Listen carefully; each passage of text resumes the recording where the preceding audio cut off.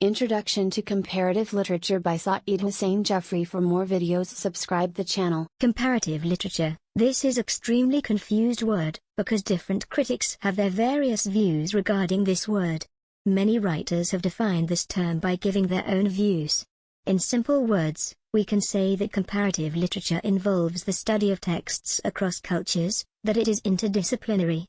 We can take one text to compare with another one.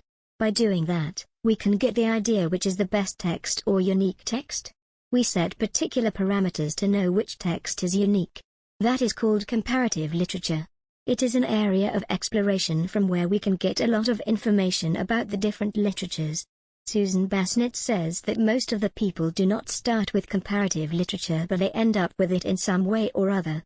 Generally, we first start reading the text and then we arrive at comparison. I mean to say, we start comparing that text with another that has similarities and dissimilarities. Comparative literature emerged in 19th century.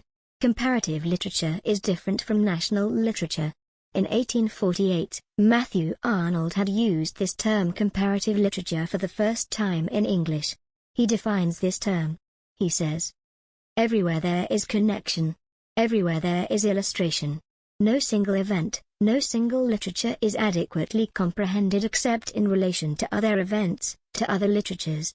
Generally, when we come across a new text, by reading that text, we always try to relate or to compare with another one. That is human nature. We compare both texts' ideas with each other. That's why Arnold has written in the beginning of the definition of comparative literature that everywhere there is connection. The comparatist always tries to find that similar connection between two texts, cultures, literatures, etc. In a way, comparative literature removes the all borders and brings nearer to all literatures and spread harmony. What is common in different literature?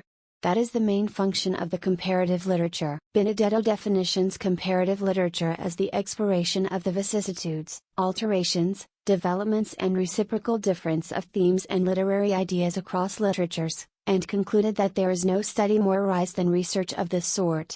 All cultural differences disappear when readers take up great works. Art is seen as an instrument of universal harmony, and the comparatist is one who facilitates the spread of that harmony. In other words, if we say what qualities the comparatist should have, we can say that first, he should be polyglot. He should have a literary taste. He should also be good reader and critic. He should have the sense of present and past along with historical background.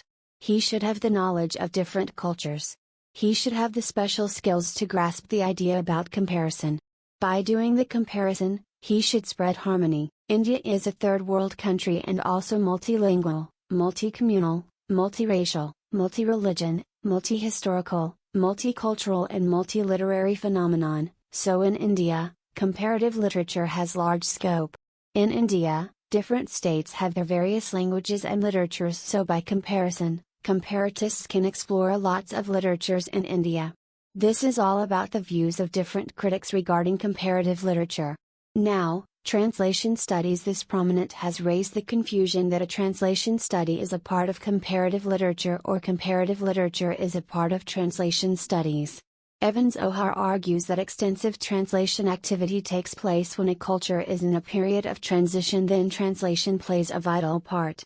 In contrast, when a culture is solidly established, when it is in an imperialist stage, when it believes itself to be dominant, then translation is less important. Before being as a study, comparative literature had to pass through many debates and controversy. But as we saw ahead, comparative literature got recognition as a study in 1897.